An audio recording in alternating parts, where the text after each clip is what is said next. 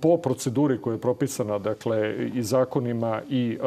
delovodnikom, odnosno poslovnikom rada parlamenta, prvo mora da se izabere takozvano komisija za imenovanje, koja onda posle toga predlaže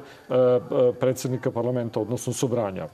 To se nije dešavalo, pre svega VMRO nije dao sa punim pravom, je sprovodio takozvanu obstrukciju. Dakle, tražeći da se ceo paket rešenja veže za nove izbore. I sad govorit ćemo još o tome zašto je to vrlo bitno, jer oni su povezani sa činjenicom da Makedonija mora svakako uskoro da izađe na lokalne izbore, koji već se kasni njihovo raspisivanje, i najlogičnije je bilo da u novim nastalim uslovima se raspišu i parlamentarni izbori, da se građani izjasne oko toga šta Tiranska platforma nudi.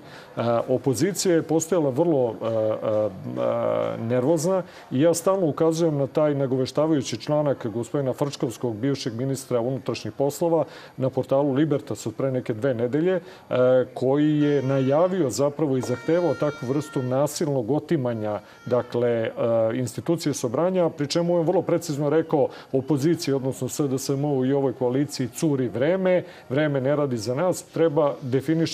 da ga citiram, da uhvatimo za uši sadašnjeg predsjedavajućeg, da ga pomerimo i da tu postavimo džaferi.